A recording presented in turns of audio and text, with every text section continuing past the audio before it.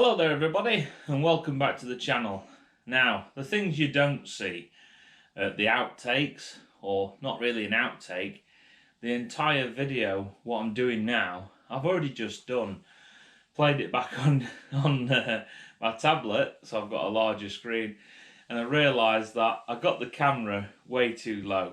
So although you could see my face clearly, the camera for the whole 13 minutes, nearly 14 minutes what I just recorded, was basically pointing at my crutch, and I said to my wife, I said, nobody wants to have that camera angle listening to what I'm saying. So I've got the same stool out again. I've borrowed my son's drum.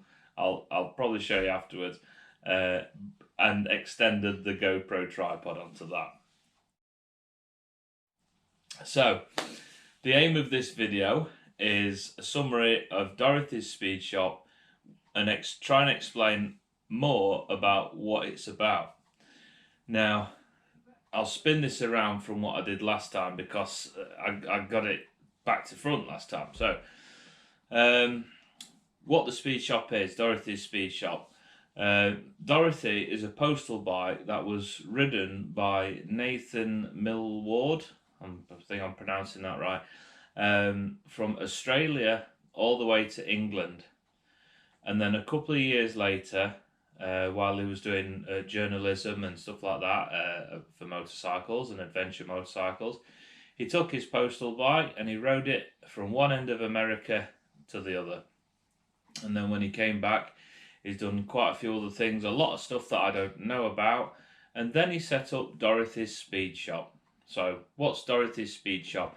I explained only a small amount on the video when I was trying to walk round and there was lots of people there. So the postal bikes, he's got a selection of them because he did do another tour where he took a group of people on the postal bikes and then he got them all sent to the UK. So you can book to go out on the postal bikes, and he'll take you green laning like I've watched on YouTube. There's videos out there that Nathan's done and other people have done. Another guy called Teapot One, he did a video where he went out with Nathan on the postie bikes and he really enjoyed it. I'm looking forward to it. It's something I want to get booked on for next year. I think it'll be great because when I've seen it, they go green laning, they do roads, they go to beautiful places, they stop for cream teas and scones and all that sort of stuff, and it really looks lovely. So that's one of the things you can do. Obviously now he's got the new CT125, so you can book those and he'll take you on an adventure with those. There's also something he does called the A2 category, I believe I've got that correct. Where he's got the BMW GS310, the Himalayan, Royal Enfield Himalayan. He's got the KTM 390, and he's just got the Royal Enfield Meteor. Well, you saw my views on the Royal Enfield Meteor, and that's just my personal views. That's not saying the bike's rubbish. I still like the look of the bike. In fact, I love the look of the bike. I really want one. But I know when I test rode it, it hurt my back. So it's just not suitable for me. The engine was lumpy on the one that I test rode, but I believe that is 100% down to that test bike being thrashed and not being ridden in properly like it should have done, because they've just let people go out on it and they've hammered it. So I think the bike is probably, I can't say 100% because I haven't ridden a good one, is a good bike. It looks amazing, and from what I've heard other people say, they love it too. I'm not sure what else he's got in the A2 category. I might have missed one out. I'm not 100% sure. Oh, the Honda, I missed this out on the last video, the CB500X, I believe that's in the A2 category as well, and it looks amazing, the one he's got. It's a lot higher than the standard one because it's got the Rally Raid kit on it, which has lifted it up, and it looks good. So you can get booked out and go on adventures with those. I don't know that much about those. I'm guessing it's all going to be road orientated, possibly. There might be an option to do so much off-road, obviously not with the Meteor, Royal Enfield Meteor, because it's just not designed for that. So he's also got some more Royal Enfield bikes, Continentals and GTs. Yeah, I'm saying Continentals and GTs. I know he had both, and I even recorded them. But I was sort of like looking at the camera rather than paying attention at the bikes. So that's another option. They're 650cc bikes. You could book those and go out for a ride on those.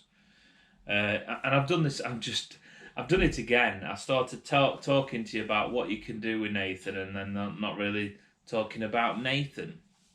So there is more stuff that he does. I'll try and get my brain to work, and so I can then get back to this and carry on with what he does. So Nathan is a great chap. He's really down to earth and easy to talk to. And what do I mean by that? Some people, when they're either really rich people, explorers, done amazing things, brilliant business people, not just rich but built something massive, and you get a level of arrogance. And when you talk to some people, they don't want to talk to you, or they just talk to you like they bring you down, basically like I'm better than you. And Nathan's not like that. I only spent 2 days there, not quite a full 2 days. Obviously, I've been watching Nathan on YouTube, listening to podcasts. I know that it was around, raised around Mansfield where I live, and I found it very easy to talk to Nathan. It was just like somebody you'd met in the town, and you sort of connected because you got this interest in bikes and adventure, and talking about families. I talked about my family. He talked a little bit about his. And I found it very easy to talk to Nathan. So he's a great chap. So don't worry if you have got anxiety like me and autism, or a bit of depression and that. Don't worry, he's a great fella to talk to. So don't hold off if you want to plan an adventure. I know sometimes you do, like I've done. I wanted to do this wild camp in the woods. I bought gear and then never went because my anxiety just kept me locked in the house. But yeah, try, because you'll have an amazing time to book an adventure and go off with Nathan. And there is lots of B&Bs down there. The reason I didn't get one when I went down is because it's last minute. I was trying to book one, and it was about £100 to £150 to get a room, and there was only 2 available. So I thought, right, I'll save the money and I'll sleep in the van. I had a rough night, but it made it a better adventure. If I hadn't have had a rough night, I wouldn't have seen the person trespassing. I wouldn't have had the storm battering my van with all sorts, would I? It just makes an adventure when things go wrong. And if it were all comfortable all the time, it wouldn't be much of a story. So what else does Nathan do? He does something called the Garbage Run, which is a run from Land's End to John O'Groats. Now, this run lasts 8 days. So you've got nice relaxing ride with stops along the way and camping. It's something I'd like to do to tick off the bucket list, the life list of an adventure. I would give myself living right in the middle of the country in Mansfield, Nottinghamshire, I would give myself like 12 days to do it. So although I drove down to North Devon, it took about 5 hours with one quick 15-minute stop because of traffic as well. I only got traffic when I got down to Devon though, because they're making a single road into a dual carriageway, so they reduced the speed limit to 40 miles an hour.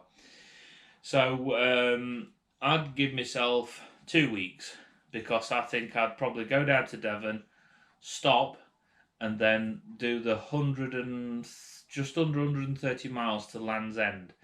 And then that's where the trip would start, all the way up to Scotland. And then from Scotland, I would give yourself at least 1 sleep to 2 sleeps coming back if you're in my area, in the Midlands, so that you're not trying to do too many miles in one day and riding while you're tired. I'd sooner be refreshed and do it that way. So that's one run that I definitely knows on. He's got some dates for this year. You need to have a look on Dorothys Speed Shop website.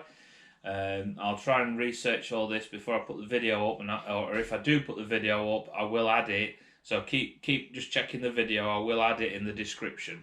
Everyone, editing stage. I've just moved into the kitchen because, sorry, washing machine's going off now. And got to get this editing done, then I can get the pots washed as I promised my wife. Obviously, you know, it's the end of the year. I said he's got dates for this year. No, it's dates for next year. That's what I meant to say. All right. He's also mentioned that he's done trips around Ireland. It's not something he talked much at all about when I went down there, but it's probably something that might be on again. I'm talking with my hands. And also, before COVID, he was planning to take another group across America. So that's another trip that in the future might be on the cards. But at the minute, I definitely know the Land's End to John O'Groats one is on. And also the trips around Devon, North Devon. So, what else happened? I met another YouTube motorbike vlogger called Adam. I'll try and look up as well his channel and put the links in the description below this. He rides a Suzuki Bandit and you know he's got the camera and everything on his helmet. Eventually, I'll probably end up doing that once I've got another bike again.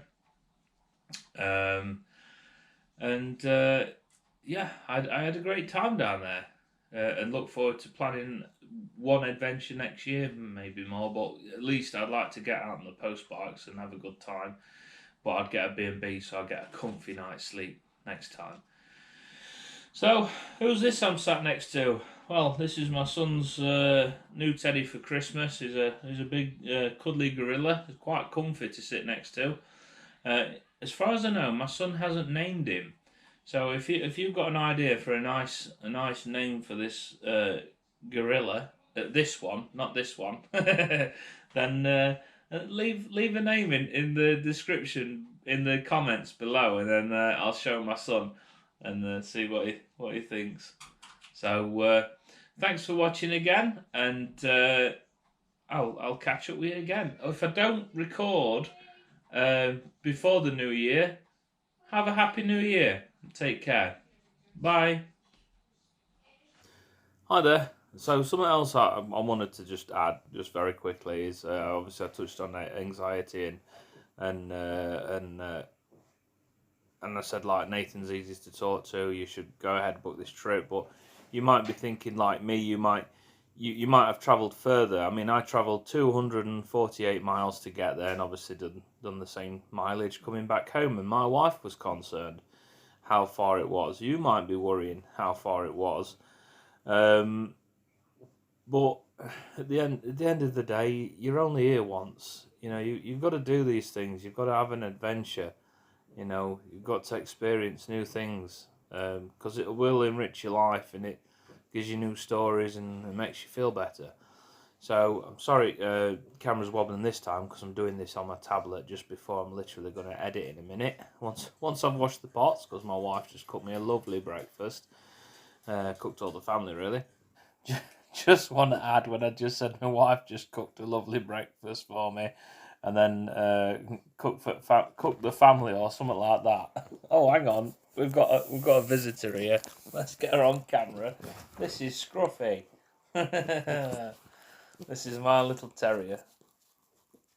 She's beautiful. Absolutely beautiful. She's a lovely little girl.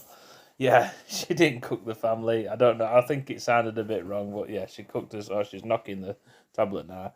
She cooked us all a lovely breakfast. So, all right, take care. So about travelling down to Dorothy's speed shop, you might not have as far to travel as me. You might have further to travel as me. But what I just want to say is, don't worry. Nowadays, with the technology that we've got, it's not like we have to stop every 2 seconds to look at a map book. You can get a cheap phone stand for your phone. You've got Google Maps to follow. You might have a sat-nav to follow. For me personally, it was very easy to get on the motorway. Got off on the A42, which then becomes the M42 around Birmingham. I got on the A5 then, which was about 130 miles on there. And then I got on, I think it was the A361, which took me into North Devon. And to be honest, yes, it was a lot of mileage, more than I've done for a long time in one day, in one direction. I've done that sort of mileage, but, you know, return trip in one day. But it was easy with the big motorways. I've got an automatic van. I can just set the limit, so I put my foot down. I won't go over 70. Or I did actually use the other option where you can set it to 70 and take your foot off the pedal, and just relax and concentrate on the road and other road users, what they're doing to drive safely. So with the map technology that we've got now, you can do it. You can put it in, and the postcode takes you directly to Dorothys Speed Shop. When you look on the website, Dorothys Speed Shop, when you Google it, it takes you directly there. It is accurate. So go for it. If you're thinking about having a little motorbike adventure like this down Devon, or you're thinking about doing the big garbage run, Land's End to John O'Groats, go for it. You won't regret it. All right, bye.